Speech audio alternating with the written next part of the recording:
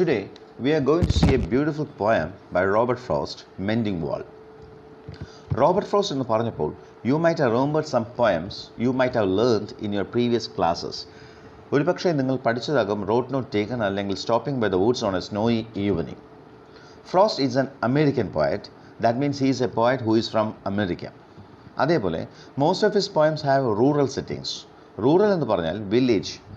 American ഗ്രാമീണ backdrop ഫ്രോസ്റ്റിൻ്റെ പല കവിതകളിലും നമുക്ക് കാണാൻ കഴിയും. If you talk about his style, he is a realistic poet. Realism എന്ന് പറഞ്ഞാൽ നമ്മുടെ ചുറ്റുപാടും നടക്കുന്നത് അതുപോലെ കാണിക്കുന്ന ശൈലി. Also he is one genius poet. കാരണം he is the only poet who has got 4 Pulitzer prizes. വേറെ ഒരു കവിക്കും ഈ ഒരു ബഹുമതി കിട്ടിയിട്ടേയില്ല. 4 പുലിറ്റ്സർ പ്രൈസസ് കിട്ടുന്ന ഏക കവി ഫ്രോസ്റ്റാണ്. Now let's move on to our poem. ആദ്യം let us see more about the title of the poem. വളരെ രസകരമായ ഒരു ടൈറ്റിലാണ് റോബർട്ട് ഫ്രോസ്റ്റ് ഈ കവിതയ്ക്ക് കൊടുത്തിരിക്കുന്നത്. You can read it in 2 different ways. 2 വ്യത്യസ്ത അർത്ഥത്തിൽ ഈ ടൈറ്റിൽ നമുക്ക് വായിക്കുവാൻ കഴിയും. You can read mending either as a verb or as an adjective. നമുക്ക് ഒരു ഉദാഹരണം കാണാം. Let's take the word jogging. Jogging എന്ന് പറഞ്ഞാൽ പതിയെ ഓടുക. ഓടുന്ന ഒരാളെ കണ്ടാൽ നമ്മൾ എന്താ പറയുക? He is jogging. അതിനെ ചുരുക്കി നമുക്ക് വെറുതെ ജോഗിങ് എന്ന് മാത്രവും പറയാം. ഇവിടെ ജോഗിങ് എന്നത് ഒരു വെർബാണ്. ഇനി നമ്മൾ ഓടുന്ന ഒരാളുടെ കാലിലെ ഷൂസ് കണ്ടിട്ട് നമ്മൾ എന്താ പറയുക? Jogging shoes. ഇവിടെ ഷൂസ് ഓടുന്നു എന്നല്ല അർത്ഥം, എന്ത് ടൈപ്പ് ഷൂ ആണ് എന്നാണ് നമ്മൾ ഇവിടെ പറഞ്ഞത്. So here it is an adjective. അത് ഷൂ എന്ന സാധനത്തിനെ വിശേഷിപ്പിക്കാൻ ഇവിടെ ജോഗിങ് ചെയ്യുന്നത്. ഇനി നമുക്ക് നമ്മുടെ ടൈറ്റിൽ ഒരിക്കൽ കൂടി നോക്കാം. One meaning is the poet is repairing a wall. കവി മതിൽ ശരിയാക്കുന്നു. കവി മതിൽ ശരിയാക്കുകയാണ്. The other is it is a wall that is used for mending us. അതായത് ആ മതിലിൻ്റെ ക്വാളിറ്റിയാണ് പറഞ്ഞിരിക്കുന്നത്, നമ്മളെ നന്നാക്കാൻ പറ്റുന്ന മതിൽ. Now let us see the poem.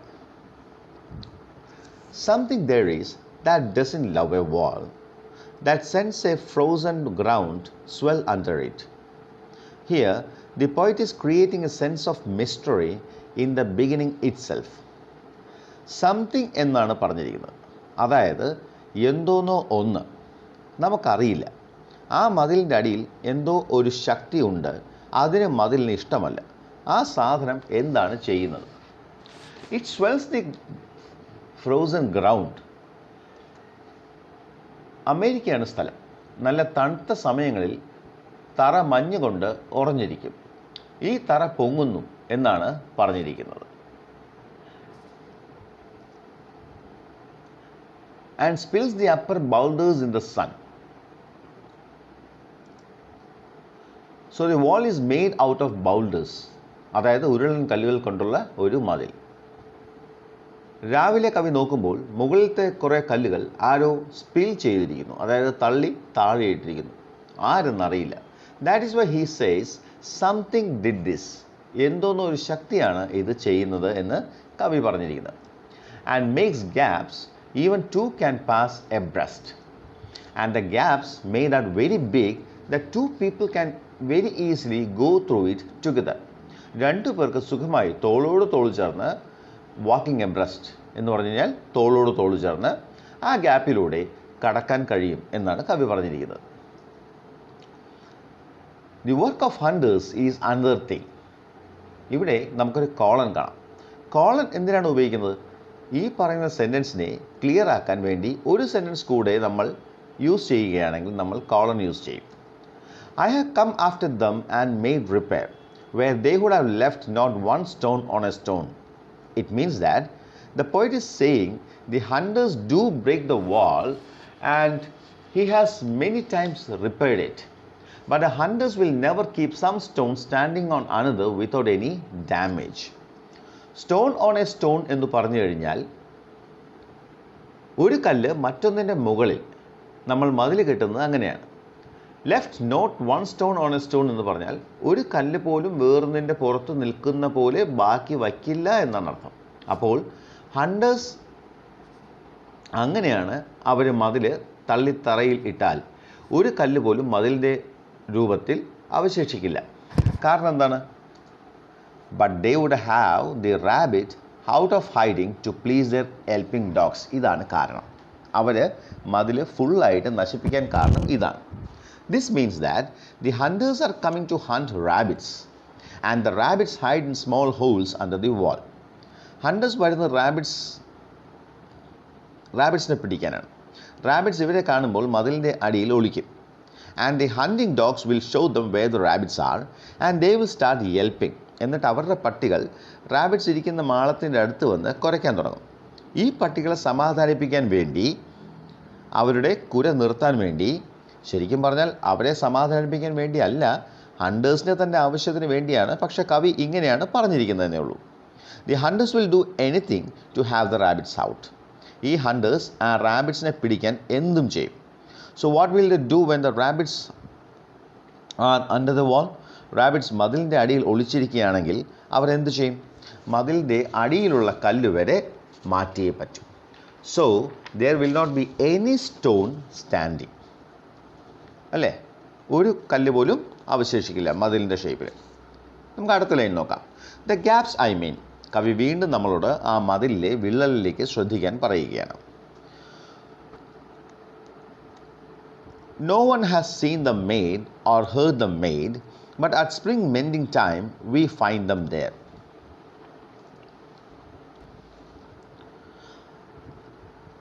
ആരും ഈ മതിൽ തള്ളിയിടുന്ന ശബ്ദവും ആരും ഈ മതിൽ തള്ളിയിടുന്ന ശബ്ദം കേട്ടിട്ടില്ല. ആരും തന്നെ ഇത് തള്ളിയിടുന്നത് കണ്ടിട്ടുമില്ല. ബട്ട് സ്പ്രിംഗ് മെൻഡിങ് ടൈം ആകുമ്പോൾ അതായത് ഞങ്ങൾ ആ മതിൽ പൊളിഞ്ഞത് കാണാറുണ്ട്. ഈ ലൈൻ ഒന്ന് ശ്രദ്ധിക്കുക. സ്പ്രിംഗ് മെൻഡിങ് ടൈം എന്നാണ് കവി പറഞ്ഞിരിക്കുന്നത്. That means spring is the time many of the people mend their walls. അപ്പോൾ എല്ലാ വർഷവും പലരും ചെയ്യുന്നതാണ് ഈ ഒരു ജോലി, mending wall. So it is not the case of Frost alone. അല്ലേ? ഫ്രോസ്റ്റിൻ്റെ മാത്രം പ്രശ്നമല്ല ഇത്. So what is actually happening? അപ്പോൾ നമുക്ക് നോക്കാം എന്താണ് ശരിക്കും ഇവിടെ സംഭവിക്കുന്നതെന്ന് ഒന്ന് അറിഞ്ഞിരിക്കാൻ വേണ്ടി മാത്രം. Spring comes after winter and in America winter means snow and ice. So കല്ല് മാത്രം അടുക്കി ഉണ്ടാക്കിയ മതിലിൻ്റെ ഇടയിലെല്ലാം നനവ് കാണും. During winter this water will become ice and it will expand. Ice ആകുമ്പോൾ കല്ലിൻ്റെ ഇടയിലൊക്കെ ഒരു തള്ള് അനുഭവപ്പെടും. ഈ തള്ള് എന്ത് ചെയ്യും? മുകളിലത്തെ കല്ലുകളെ തറയിലിടും. ഇതാണ് ശരിക്കും അവിടെ സംഭവിക്കുന്നത്. സോ ഇനി എന്താ കവി ചെയ്യാൻ പോകുന്നത്? I let my neighbour know beyond the hill. കവി ഉടനെ അദ്ദേഹത്തിൻ്റെ അയൽക്കാരനെ അറിയിക്കും മതിൽ വീണിട്ടുണ്ട് എന്ന്. ഈ അയൽക്കാരൻ എവിടെയാണ് താമസിക്കുന്നത്? ബിയോണ്ട് ദ ഹിൽ, ഒരു കുന്നിൻ്റെ അപ്പുറത്ത്. So they are staying very far away. They are neighbours only because their lands are lying together. അവരുടെ പുരയിടങ്ങൾ അടുത്താണ്, പക്ഷെ അവർ താമസിക്കുന്നത് ഒരുപാട് ദൂരെയാണ്. നമുക്ക് അടുത്ത ലൈനിലോട്ട് കടക്കാം. And on a day we meet to walk the line and set the wall between us once again. And they decide on a date to repair the wall, and on that day അവർ ഒരു ദിവസം തിരഞ്ഞെടുക്കും ഈ മതിൽ repair ചെയ്യാൻ. എന്നിട്ട് ആ ദിവസം അവരെന്താ ചെയ്യുക? they walk the line. Walk the line means walking in a line. Here the line is made by the standing parts of the wall. വീഴാതെ നിൽക്കുന്ന മതിൽ കൊണ്ടുള്ള ലൈനിലൂടെ ഞങ്ങൾ നടക്കും എന്നാണ് കവി പറയുന്നത്. എന്നിട്ട് കവി എന്താ പറയുന്നത്? ആൻഡ് സെറ്റ് ദ വാൾ എന്നാണ് പറഞ്ഞിരിക്കുന്നത്. മതിൽ ഉറപ്പിക്കുക. ഈ വരികളിലൊക്കെ ഒരുപാട് മീനിങ്സ് ഉണ്ട്. നെയ്ബേഴ്സ് ആണെങ്കിലും അവരുടെ ഇടയിൽ ഒരു മതിലുണ്ട്, അത് ഉറപ്പിക്കണം എന്നൊക്കെ നമുക്കിതിനെ കാണാൻ പറ്റും. അതേപോലെ വൺസ് അഗെയിൻ എന്നാണ് പറഞ്ഞിരിക്കുന്നത്. വൺസ് അഗെയിൻ മീൻസ് വീണ്ടും എന്നർത്ഥം. That means they both are deliberately building the wall. അറിഞ്ഞുകൊണ്ട് തന്നെ അവർ അവരുടെ ഇടയിൽ ഒരു മതിൽ പണിയുകയാണ്. അതുകൊണ്ടാണല്ലോ എപ്പോൾ മതിൽ പൊളിഞ്ഞാലും അവരത് റിപ്പയർ ചെയ്യുന്നത് എന്നല്ലേ കവി പറഞ്ഞിരിക്കുന്നത്. നമുക്ക് അടുത്ത ലൈൻസ് നോക്കാം. We keep the wall between us as we go to ease the boulders that have fallen to each. The poet is accepting that both keep the wall between them. They don't cross it. കവിയും നെയ്ബറും ഒരിക്കൽ പോലും മതിൽ കടന്ന് സൗഹൃദം പുതുക്കാറില്ല. അതേപോലെ അവരെ എടുക്കുന്നത് അവരുടെ പുരയിടത്തിൽ വീണ കല്ലുകൾ മാത്രം. ഒരുപാട് സിംബോളിസംസ് ഉള്ള ലൈനുകളാണിത്. Here, the wall is standing for a limit in relation or extent to which both the people are ready to come. There is no relation beyond that. ഇവിടെ മതിൽ കാണിക്കുന്നത് അവരുടെ ഇടയിലെ ഒരു ബൗണ്ടറിയാണ്. ഇത് സിംബോളിസമാണ്. ആ ലിമിറ്റ് അവർ ക്രോസ് ചെയ്യാൻ റെഡിയല്ല.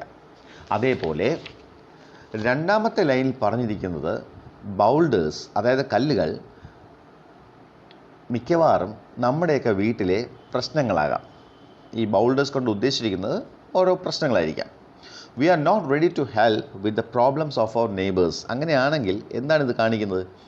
All of us take our own boulders and build the wall. നമ്മൾ നമ്മുടെ പ്രശ്നങ്ങളെ നമ്മൾ തന്നെയായിരിക്കും എടുത്ത് പരിഹരിക്കുക. അയൽവക്കക്കാരൻ്റെ പ്രശ്നങ്ങൾ നമ്മൾ ഒരിക്കലും പരിഹരിക്കാൻ ശ്രമിക്കാറില്ല. ആൻഡ് കവി പറഞ്ഞിരിക്കുന്നു, some are loaves and some are nearly balls. ആ കല്ലുകളുടെ ഷേപ്പുകളെ കുറിച്ചാണ് ഇവിടെ പറഞ്ഞിരിക്കുന്നത്. ചില കല്ലുകൾ ലോഫ് ഷേപ്ഡാണ്. ലോഫ് മീൻസ് ബ്രെഡ് പോലത്തെ കല്ലുകൾ, അതായത് കുറച്ച് പരന്ന കല്ലുകൾ. ചിലത് ജസ്റ്റ് ലൈക്ക് ബോൾസ്. പരന്ന കല്ലുകൾ കൊണ്ട് ഒരുവിധം നമുക്ക് അടുക്കുവാൻ എളുപ്പമാണ്, അല്ലേ? But round stones are very difficult to balance. ഉരുണ്ട കല്ലുകൾ ബാലൻസ് ചെയ്യാൻ നല്ല പാടാണ്. അതുകൊണ്ട് എന്താ ചെയ്യുക? We have to use a spell to make them balance എന്നാണ് കവി പറഞ്ഞിരിക്കുന്നത്. ഒരു സ്പെൽ, അതായത് ഒരു മന്ത്രമൊക്കെ യൂസ് ചെയ്താണ് ആ കല്ലുകളെ അവർ ബാലൻസ് ചെയ്യുന്നത് എന്നാണ് കവി പറഞ്ഞിരിക്കുന്നത്. അപ്പോൾ എന്താണ് ഈ മന്ത്രം? What is that spell? അപ്പോൾ ഇതാണ് ആ spell. Stay where you are until our backs are turned. ഇതാണ് ആ മാജിക് മന്ത്രം. But this often happens when we carefully arrange one over other. We carefully arrange something one over the other, especially if they are difficult to arrange. അല്ലേ? ശരിയല്ലേ? നമുക്കെല്ലാം സംഭവിക്കുന്ന ഒരു കാര്യമാണ് ഈ പറഞ്ഞിരിക്കുന്നത്. കുറേ കല്ലുകൾ ഒന്നിന് മുകളിൽ ഒന്നായി അടുക്കാൻ പറഞ്ഞാൽ നമ്മൾ ഒത്തിരി ശ്രദ്ധിച്ച് സാവകാശം മാത്രമേ അത് അടുക്കൂ. അല്ലെങ്കിൽ എന്ത് പറ്റും? ചിലപ്പോൾ കൈതട്ടി അടുക്കിയതെല്ലാം മറിയാൻ സാധ്യതയുണ്ട്. So we slowly keep one over the other and very very slowly we let our fingers go after placing the last one. എന്നിട്ട് അവസാനത്തെ വളരെ പതുക്കെയായിരിക്കും നമ്മൾ അതിൽ നിന്ന് പിടി വിടുക. And that time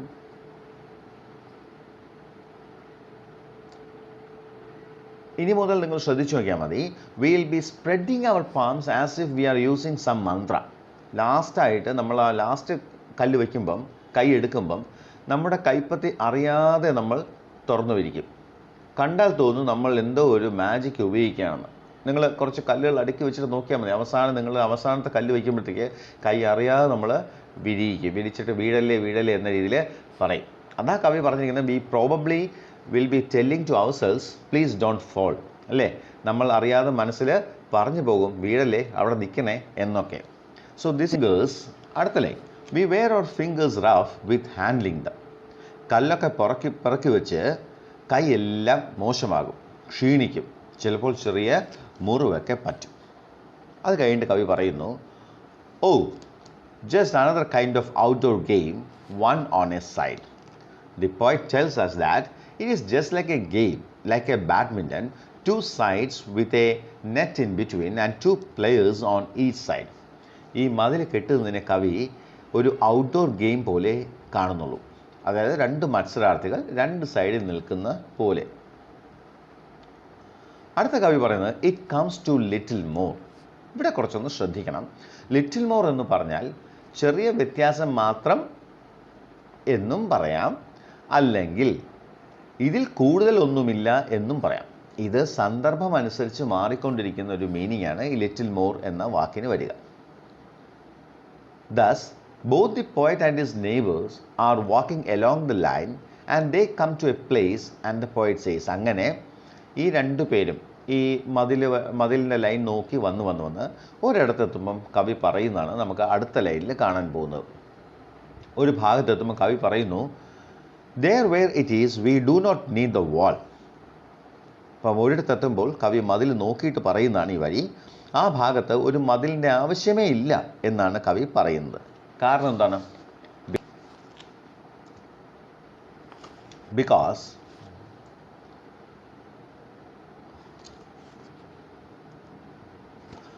he is all pine and I am of apple orchard. The neighbor's land is full of pine trees and the poet's land is full of apple trees. ഇവിടെ കവിയുടെ പുരയിടം ആപ്പിൾ മരങ്ങൾ കൊണ്ട് നിറഞ്ഞതും നെയ്ബറിൻ്റേത് pine മരങ്ങൾ കൊണ്ട് നിറഞ്ഞതുമാണ്. ഇവിടെ മതിൽ വേണ്ട എന്നാണ് കവി പറയുന്നത്.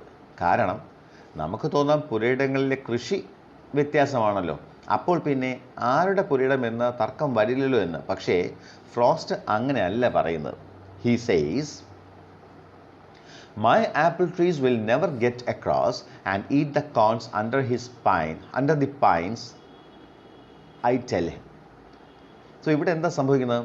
He is lightly telling that the trees do not walk and his trees will not cross the land and destroy his neighbor's trees. സാധാരണ പശുവും ആടും ഒരു പുരയിടത്തുണ്ടെങ്കിൽ നമുക്ക് മതിൽ വേണം, അല്ലെങ്കിൽ എന്ത് സംഭവിക്കും? ഈ ഇടത്തെ ചെടികളെല്ലാം തിന്നും. എന്തായാലും മരങ്ങൾ അത് ചെയ്യില്ല. But his neighbor says, good fences make good neighbors. പക്ഷേ ഇത് പറയുമ്പോഴത്തേക്ക്, ഇത് മനസ്സിൽ ഫ്രോസ്റ്റ് വിചാരിക്കുമ്പോഴത്തേക്ക് അദ്ദേഹത്തിൻ്റെ നെയ്ബർ പറയുന്ന ഇതാണ്. എന്താണ്? Good fences make good neighbours. ഈ ഒരു വരി good fences make good neighbours എന്നത് it's an age old proverb which has two meanings. ഇതൊരു പഴയ ഒരു പഴഞ്ചൊല്ലാണ്. ഇതിന് രണ്ട് മീനിങ്സ് ഉണ്ട്. ഒന്ന്, വൺ ഈസ് വെരി ക്ലിയർ, നമുക്ക് എല്ലാവർക്കും വേഗം മനസ്സിലാവും.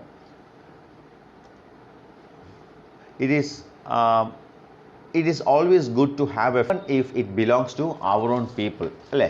അതായത് നമ്മുടെ സ്വന്തം ആളുകളാണെങ്കിൽ പോലും രണ്ട് പുരയിടമാണെങ്കിൽ ഒരു മതിൽ നല്ലതാണ്, ഭാവിയിൽ പ്രശ്നം വരാതിരിക്കാൻ. The other meaning is the fence represents limit in any relationship. മറ്റൊരു ആംഗിളിൽ നോക്കുകയാണെങ്കിൽ ഈ ഫെൻസ് എന്ന് പറഞ്ഞാൽ മതിൽ, ആ മതിൽ കാണിക്കുന്നത് ബന്ധങ്ങളുടെ ഇടയിൽ വേണ്ട ഒരു ലിമിറ്റാണ്. ഏത് ബന്ധനത്തിനും ഒരു ലിമിറ്റ് വേണം. അടുത്ത ലൈൻ നമുക്ക് നോക്കാം. Spring is the mischief in me and I would put a notion in his head. Mischief എന്ന് പറഞ്ഞാൽ നോട്ടിനസ് അല്ലെങ്കിൽ കുസൃതി. വൈ സ്പ്രിംഗ്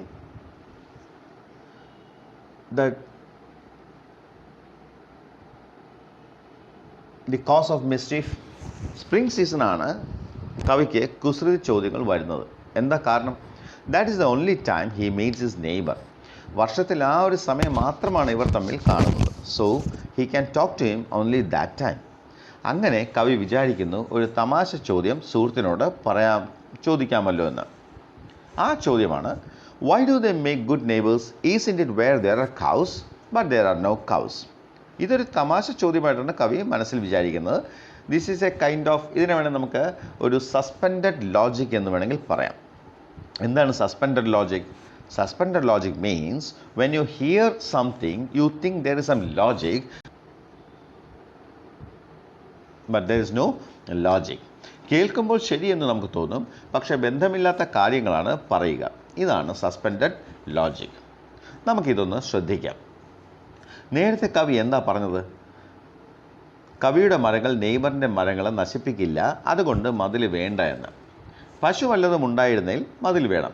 അപ്പോഴാണ് നെയ്ബർ പറഞ്ഞത് മതിലുണ്ടെങ്കിൽ നല്ല അയൽപക്കക്കാർ ഉണ്ടാവും. ഈ രണ്ട് ആശയങ്ങളെ വച്ചിട്ട് ഒരു പുതിയ ആശയം കവി ഉണ്ടാക്കിയാണ് ഇവിടെ.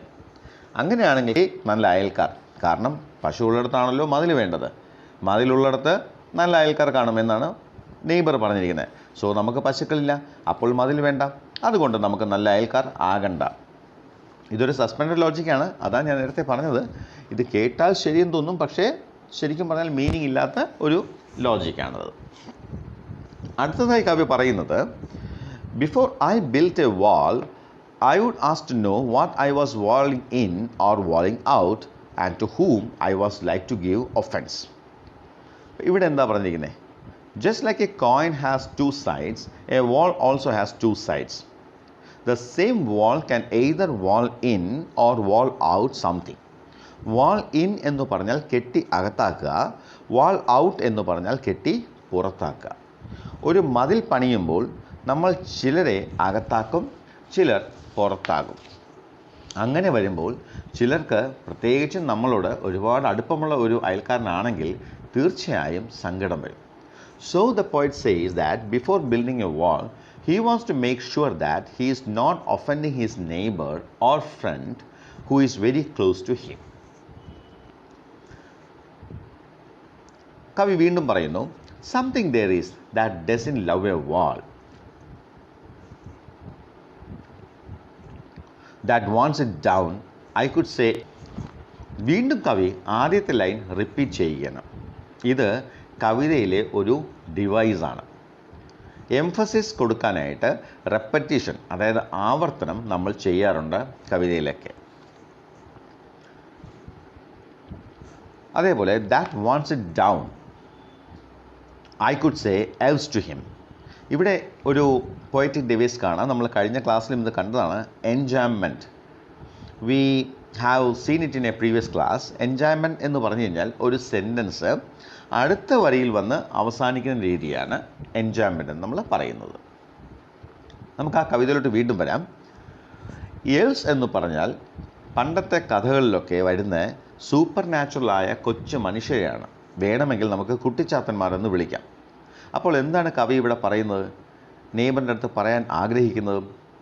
Again we see he is taking everything very lightly. That is why he wants to tell that elves are destroying the wall. ഇവിടെ വളരെ തമാശ രീതിയിൽ ഇതാണ് കവി ഇതെല്ലാം കാണുന്നത്. അതുകൊണ്ടാണ് അയൽക്കാരൻ വളരെ സീരിയസ് ആയിട്ട് മതിൽ കെട്ടുമ്പോൾ പോലും കുട്ടിച്ചാത്തന്മാരാണ് ഇത് തള്ളി ഇടുന്നത് എന്ന് കവിക്ക് പറയാൻ തോന്നുന്നത്. But it is not else exactly, കവി പറയുകയാണ്, but it is not else exactly and I would rather he said it for himself. അപ്പോൾ ഇവിടെ the poet is a grown up man and he knows that there is nothing called else. He wanted to tell it just for making the situation light. അതായത് കവിക്ക് നല്ലപോലെ അറിയാം ഇത് കുട്ടിച്ചാത്തന്മാരുടെ പണിയൊന്നുമല്ല എന്ന്. പക്ഷെ തമാശയ്ക്ക് വേണ്ടിയാണ് അങ്ങനെ പറയാൻ ഫ്രോസ്റ്റിന് തോന്നിയത്. പറയുന്നുണ്ടോ? but he doesn't tell it aloud. He wants his neighbor to tell it to himself. കവി അത് ഉറക്കെ പറയുന്നില്ലേ കവിതയിൽ? കാരണം ഫ്രോസ്റ്റ് മതിൽ പൊട്ടിയത് വലിയ പ്രശ്നമായി കാണുന്നേയില്ല. പക്ഷേ അയാളുടെ അയൽക്കാരൻ എന്തോ വലിയ പ്രശ്നമാണ് മതിലില്ലെങ്കിൽ എന്ന രീതിയിൽ നിൽക്കുകയാണ്. അതുകൊണ്ടാണ് റോബർട്ട് ഫ്രോസ്റ്റ് പറയുന്നത് ഇങ്ങനത്തെ തമാശകൾ ശരിക്കും. I see him there bringing a stone grasped firmly by the top in each hand like an old stone savage armed. ഇവിടെ looking at his neighbor, he thinks that his neighbor looks like a stone-aged savage who is carrying rocks. രണ്ട് കൈയിലും ഓരോ കല്ല് തൂക്കി പിടിച്ച് നടക്കുന്നത് കണ്ടപ്പോൾ കവിക്ക് ആ സുഹൃത്തിനെ കണ്ടപ്പോൾ തോന്നിയത് പഴയ ഏതോ ശിലായുഗത്തിലെ മനുഷ്യൻ കല്ലും തൂക്കി നടക്കുന്നു എന്നാണ്. Here, the poet is giving a beautiful and clear picture of how his neighbor looks like carrying the rocks. അയാൾ കല്ലിൻ്റെ മുകൾ ഭാഗം മാത്രമാണ്, ആ നെയ്ബർ ആ കല്ലിൻ്റെ മുകൾ ഭാഗം മാത്രമാണ് പിടിച്ചിരിക്കുന്നത്. കല്ലിൻ്റെ ഭാരം കൊണ്ട് കൈ തൂക്കിയിട്ടാണ് അയാൾ നടക്കുന്നത്. അപ്പോൾ അതുകൊണ്ടാണ് അത് കാണുമ്പോൾ കവിക്ക് ശിലായുഗത്തിലെ മനുഷ്യനെ പോലെ ഓർമ്മ വരുന്നത്. അപ്പോൾ നല്ലൊരു വേർഡ് പിക്ചർ, ആ നെയ്ബർ എങ്ങനെയാണ് നടക്കുന്നത്, ഇരുട്ടത് അയാളെ കാണാൻ എങ്ങനെ തോന്നുന്നു എന്നെല്ലാം കവി ഇവിടെ നല്ലൊരു വേർഡ് പിക്ചർ നമുക്ക് തരുന്നുണ്ട്. അടുത്തത്, he moves in darkness as it seems to me, not of the woods only and the shade of trees. So ഇരുട്ടിനെ കുറിച്ചാണ് പറഞ്ഞിരിക്കുന്നത്. Maybe it is evening and they are amid trees so lots of shades and shadows are there. മരങ്ങളുടെ നിഴലിൽ എല്ലാം ഇരുട്ടായിട്ടാണ് കവിക്ക് തോന്നുന്നത്. So he looks at his neighbour. He cannot see his face clearly because of the darkness. But he says that the darkness is not only of the woods and shades. ഇവിടെ ഒരു ഇരുട്ട് മരങ്ങളുടെയും നിഴലുകളുടെയും മാത്രമല്ല എന്നാണ് ഫ്രോസ്റ്റ് പറഞ്ഞിരിക്കുന്നത്.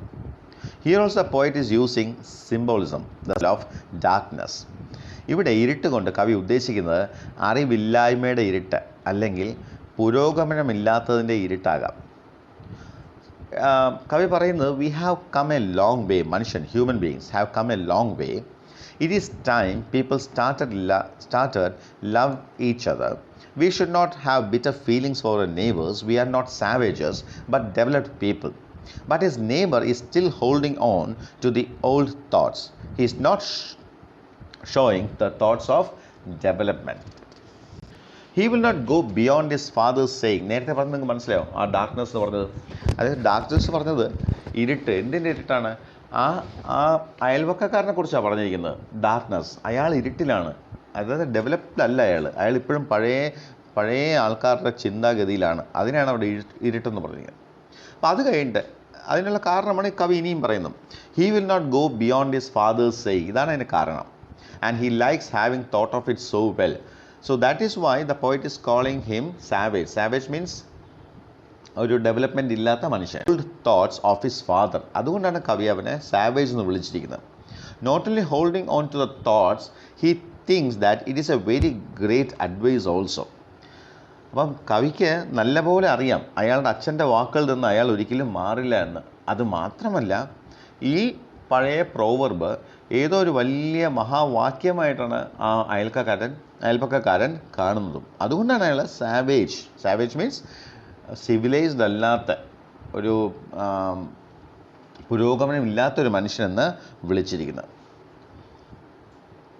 He says again, കവി പറയുന്നു. അപ്പോൾ ഇങ്ങനെ അവർ മതിൽ കെട്ടിക്കൊണ്ടിരിക്കുക. കവി പറയുന്നു good fencers make good neighbours. അയാൾ he says again good fencers make good neighbours. He knows where change because he goes on saying that good fences make good neighbors.